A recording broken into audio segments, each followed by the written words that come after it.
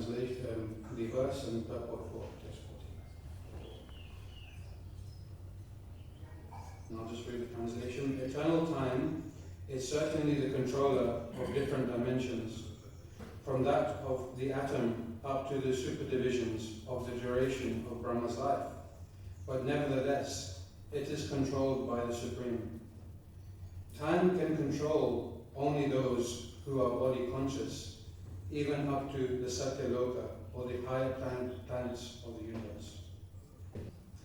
This phenomenal material world is expanded to a diameter of 4 billion miles, as a combination of 8 material elements transformed into 16 further categories within and without, as follows. Purport.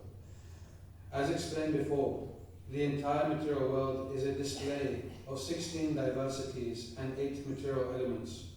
The analytical studies of the material world are the subject matter of Sankhya philosophy. The first 16 diversities are the 11 senses and the 5 sense objects, and the 8 elements are the gross and subtle matter, namely earth, water, fire, air, sky, mind, intelligence, and ego.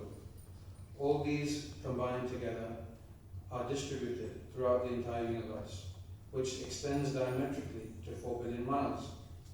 Besides this universe of our experience, there are innumerable other universes. Some of them are bigger than the present one, and all of them are clustered together under similar material elements as described below.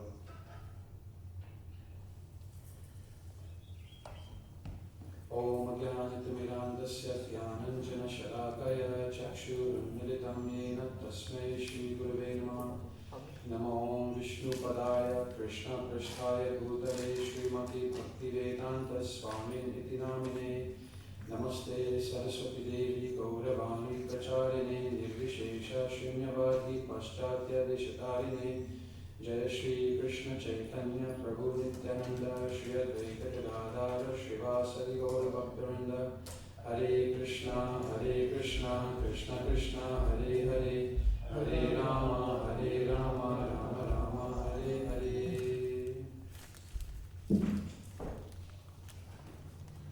Jai Krishna Prabhupada Ki Jai.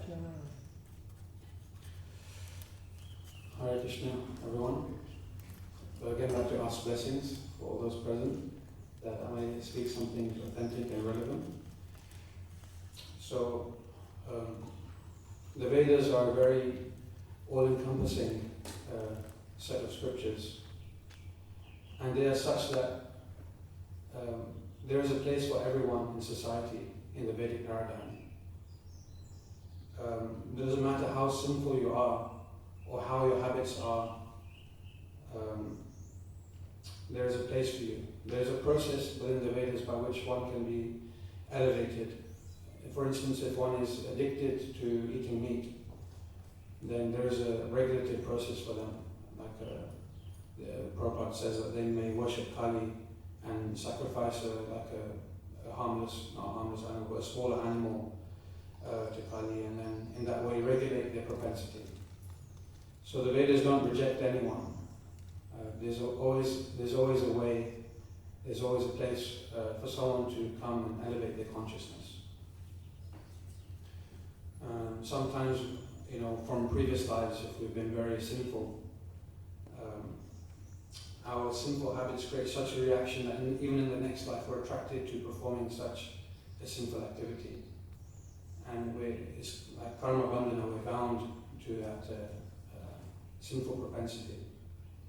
But nevertheless, there's a process, there's a way that we can come out of that. We can purify ourselves and elevate ourselves in the Vedic paradigm. So in that way, Vyasadeva, the empowered incarnation who wrote the Vedic scriptures and organized them, he wrote many different scriptures for different types of people. There are 18 Puranas, and some of those are written for those who are in the mode of ignorance. Some of them are written for those who are in the mode of passion, to elevate them. And some are written for those in the mode of goodness. And Prabhupada tells us that the mode of goodness is the most favorable mode for Krishna consciousness or spirituality. But it is nevertheless a material mode. So, what is the scripture for those who are trying to get free of the material modes? And that is the Srimad Bhagavatam, the Amal Quran, the scripture which starts from the point of where the material modes end. In the very first verse, it explains how any types of cheating religion, any types of dharma religion meant to bind one to this world are rejected. And from that point on, only pure topics of the Lord and the relationship with the Lord and devotees are discussed. And this is the Srimad Bhagavatam. Now, when Vyasadeva had written all the scriptures, all the different groups of people had written the Vedas, he had organized the Vedas into Tarva, Yajur, Sama, Rik. He had done a great work for humanity. Because previously the knowledge was just revealed to different sages and was passed down through oral reception, and it was not really organized in such a way. But people had the capacity to remember. Excuse me. People had the capacity to remember, and therefore the integrity was maintained. But as time progressed, as the yugas progressed, at the onset of Kali Yuga, he saw that people's memory was not able to retain all this knowledge. So he took on the task of organizing and writing down the Vedas, which had never been done before, and all the Vedic knowledge. But even after having done this, he felt very unsatisfied, he felt very unhappy, and he could not understand why. And at that point, his Gurudev Narad Muni, he came and he saw the situation. He saw what Vyasadeva was experiencing, and he understood, because he shares the same viewpoint as the Lord, with a very zoomed out point of view. He understood, dear Vyasadeva, you have written and organized and described all the Vedic literatures, but you have not yet truly, fully described pure devotional service. And therefore he instructed Srila Vyasadeva to compile the Bhagavatam. And thus the Bhagavatam was written. So the purpose of the Bhagavatam is simply to describe the Lord's devotees and the devotional service, pure devotional service. And when we read the Bhagavatam, there are many cantos, there are 18,000 verses. And there are many descriptions of this universe, many descriptions of the cosmology. And from the beginning, of course, Prabhupada said that in the first canto everything is revealed, everything is there. And it's sufficient for one to return to Krishna. But slowly, the Bhagavatam builds up through describing the context of the universe, in the context of different histories. It builds up all the way up to the 10th canto, where Krishna is described in his full way.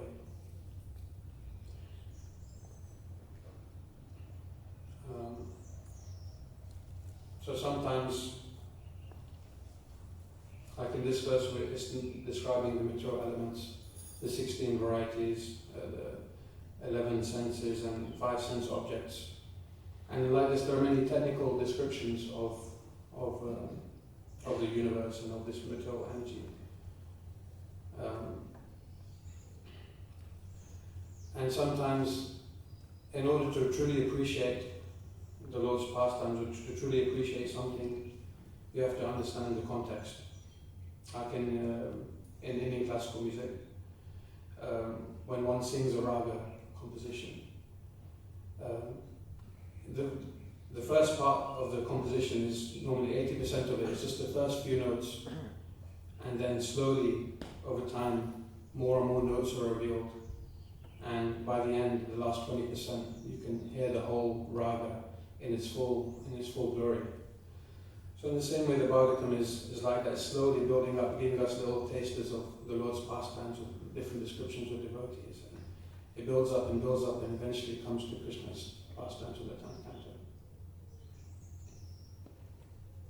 So in this verse, sorry.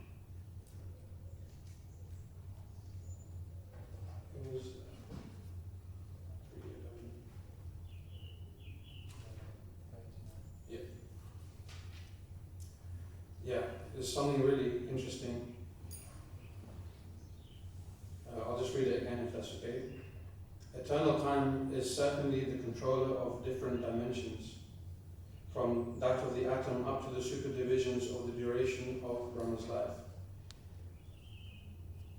But nevertheless, it is controlled by the Supreme.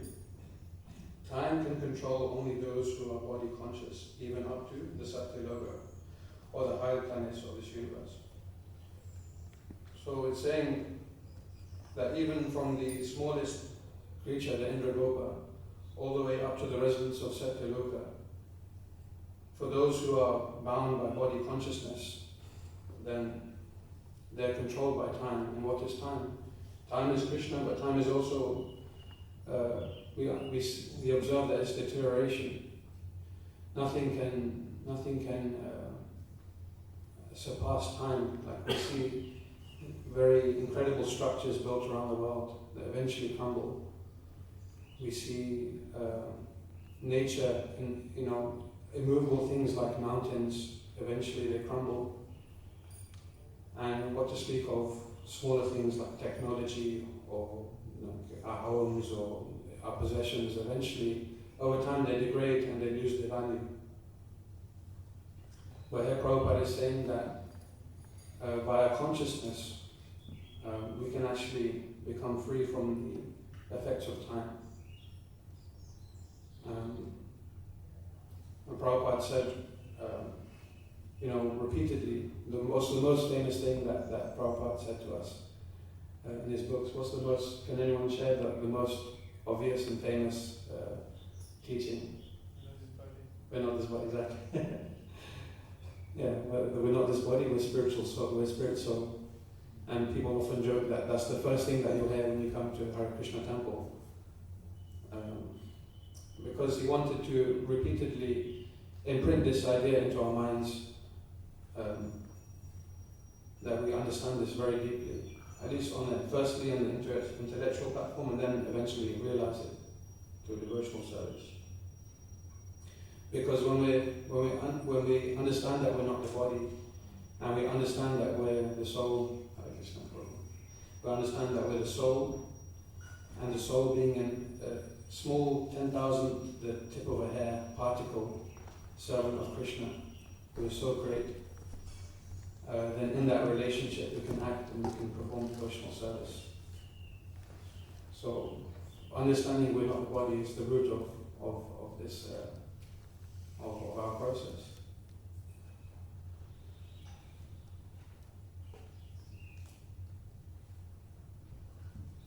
So Prabhupada emphasized that repeatedly, that we're not this body, we're the spirit soul.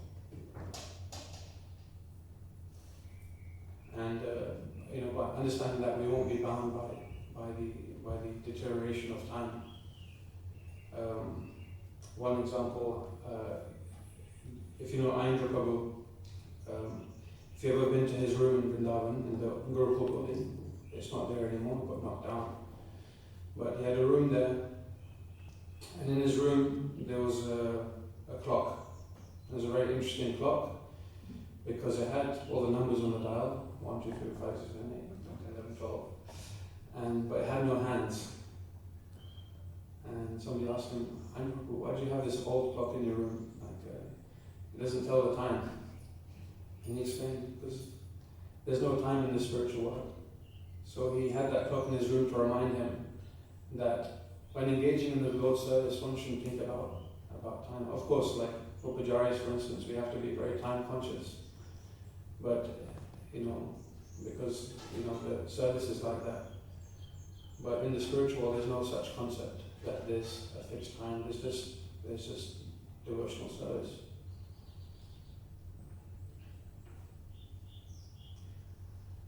And like this, there's many examples in the Bhagavatam where devotees are just completely absorbed in the service of the Lord, and they have no consideration of where they are or what suffering that they're undergoing. They're just fully absorbed in the Lord's service. And there's a very astonishing pastime of Vritrasura, where he's a devotee who made some transgression of etiquette and was, had to become a demon in his next life. But he made some very incredible prayers, and in one such prayer, this famous verse which Prabhupada quoted a lot, and many of our teachers quote a lot, Narayan paras sarve na kudashtana bibhyati swarga apavarga natakeshva apitogarta darshana. Where a devotee doesn't care whether he's in heaven or in hell, he cares only that he's engaged in the Lord's service. And in the pastime of Vritrasura is a very, very stark example of how he was playing the role of a demon, but and he had to fulfill that role. But within his heart, he was a devotee. He was a very great devotee, and he was thinking only about returning to the Lord. So he was such a powerful and great demon that Indra was having trouble, cutting his head off to his astra. And it took him many, many years to do that. And Indra was giving up. He's like, I can't do this. This demon is too great. But Vritrasura, being a demon but also being a devotee within his heart, was telling Indra, please just hurry up, because I want to go back home, back to Godhead. And you can't give up now, you have to do this is your duty. He started preaching to him. And so in this context, he gave that prayer, that verse. And there are many other examples of Vaishnavas in our line, Rupa and Sanatana Goswami, who are fully absorbed in Krishna consciousness. They were basically the prime ministers of the region, and they were handling unfathomable amount of wealth that they were in charge of. They had so much personal wealth also, and they really had access to luxury and opulence. But when they met Sri Chaitanya Mahaprabhu, they had the calling from within their heart. They must give up all this and serve. And they had very important positions, and they were protecting the Brahmins and Vaishnavas of that society by playing that role. Shri Radha Gopalanda ki jai, Shri Ram Lakshmana Hanuman ki jai, Shri Govinda ki jai.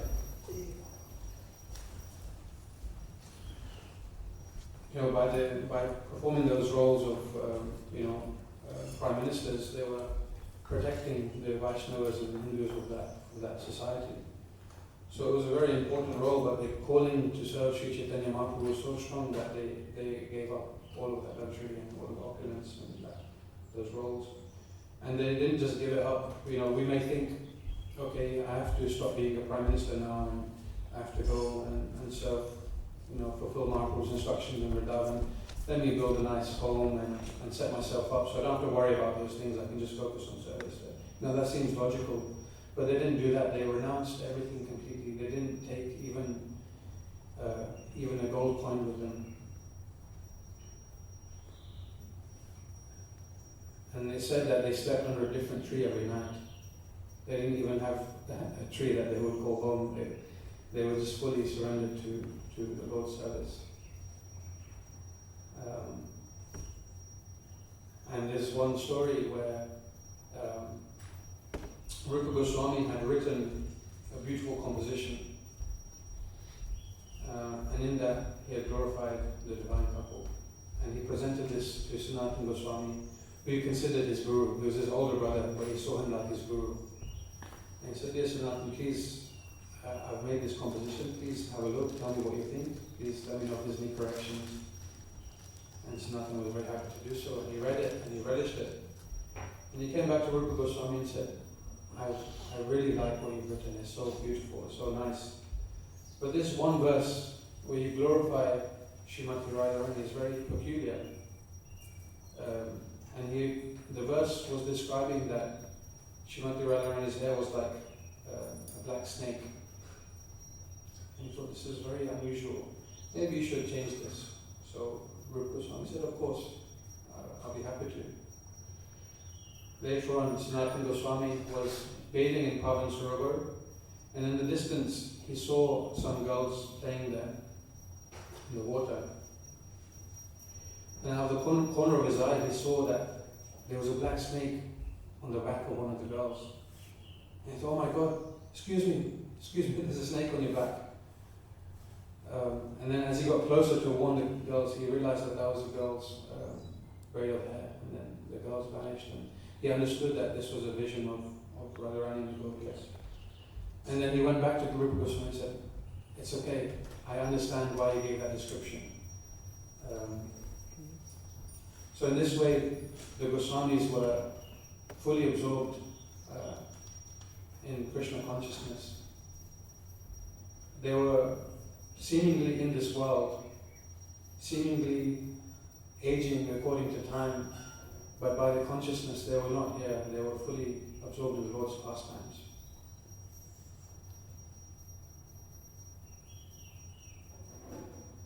And they were fully absorbed in the Lord's pastimes. And this is the thing, like, time destroys everything. Krishna, not that. Time destroys everything. Ultimately, everything deteriorates. But what counts and what is not touched by time is the service which we render to the Lord. Because, to give a stark example, on the funeral pyre, when our body is eventually burnt, when we leave our body, and we don't take any wealth with us, we don't take any possessions with us, we don't take anything with us, we don't even take the cloth which is covering our body. But what we do take with us, we take our good and bad deeds, our karma, but even that is burnt over time. But what is everlasting and what is described in the Gita as never diminishing is our spiritual progress. So if you see from that point of view, then our spiritual progress is really the most valuable thing. And, Krishna owns this entire world, this entire universe. Everything belongs to him. And so Prabhupada said once, the best thing that we can do is, just to give an example, we take some Ganges water and offer it back to the Ganges. It all is the Ganges already. So I'm saying, like, the whole universe belongs to the Lord already. And we just have to take something, leaf, flower, fruit or water, and offer it to the Lord with love and devotion. And the Lord doesn't need anything from us, then we have nothing to give to him anyway. But the Lord still hankers for our devotion, our love. He hankers for that loving exchange.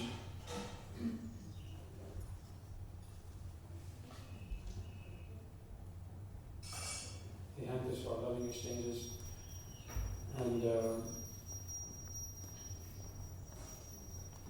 sometimes we think of, I heard in Sachidananda Swami's lectures, he says many times that due to our being brought up in a Christian society, many of us, or with a Christian concept of God, that sometimes we have a tendency to think that God is very far away. But actually God is very close. He's in our hearts. And he reciprocates how we approach him. Desham Satata Yuktanam Bhajatam Priti Purvakam. So if we approach him with love and devotion, then he reciprocates us with love and devotion. He reciprocates with his love. And there are many qualities of the Lord. It's said that Anantadev, with his unlimited hoods, with each hood he is glorifying the Lord. And still till now he has not reached the end of the Lord's glories. But 64 qualities of the Lord are mentioned in Bhakti Rasamrita Sindhu, and one of them is that the Lord takes pleasure in the devotees being dependent on him. So the Lord is very great, and when we understand our position, our relationship as his eternal servitor, then that relationship is very pleasing. Like the soul is 1/10,000th the tip of a hair, and the Lord is, the universal form. He is the Mahavishnu. He is so great, and we are so insignificant. Yet the relationship becomes significant when we approach him with love and devotion.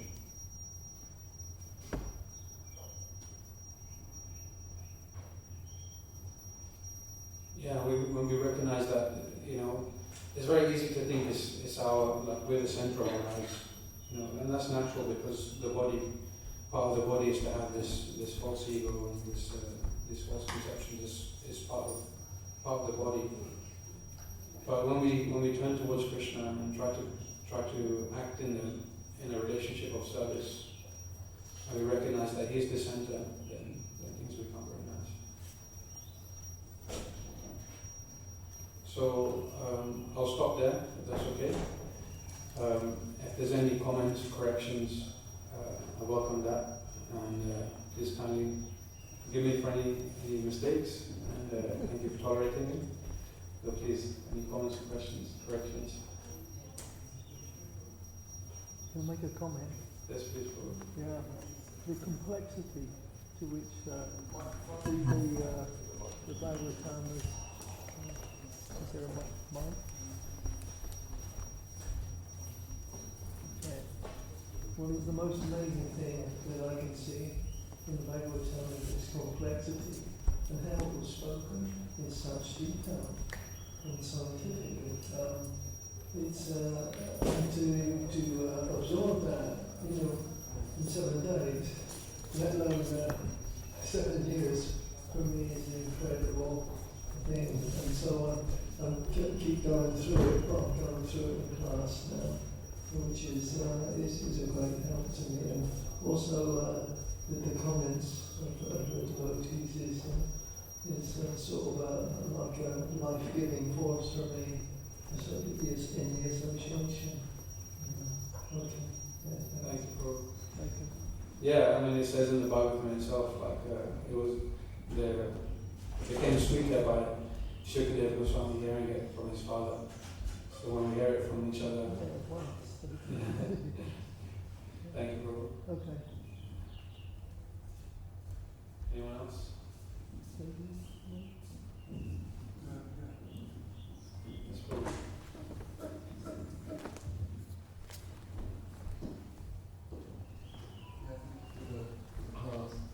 Yeah, just the concept of time in the spiritual world. I mean, what is it that prompts the devotee in the spiritual world to do their service on time? Is it through instinct, or is it, as we say, there's no time in the spiritual world, so what? I mean, I barely understand time in this world, but I think there is no on time in the spiritual world. It's just devotional service, and I think, how I like to think is that as people. Just the other day we read something about another sequence. Right. Yeah. So maybe earlier on in the chapter it explains it better. But also says that the influence of time isn't there. Right. It's not really measured time by creation and destruction. Yeah. So you obviously don't have that in the spiritual world. That's right. It's technical, it's just not necessarily. Yeah. Yeah. No, it's just another. Yeah, it's very difficult to grasp the idea of eternality and how things function. But yeah, like if I was offering a garland to you now, I'd offer a garland to you. But if I was offering a garland to Krishna in the spiritual world, it would take a lot longer. I have no idea. Yeah, sorry for. But it's like it's past time, if you get what I mean. They're past time, but they don't include time. Right. Yeah. They're a play, and they play out the experience of feelings and relationships. That's the most wonderful thing that I can see in the Bhagavatam. It shows everything. It's incomprehensible, but wonderful to how we all related to each other. Okay, thank you, Prabhu. Okay, Srila Prabhupada ki jai. Jai. Non to 40 vice versa. Good.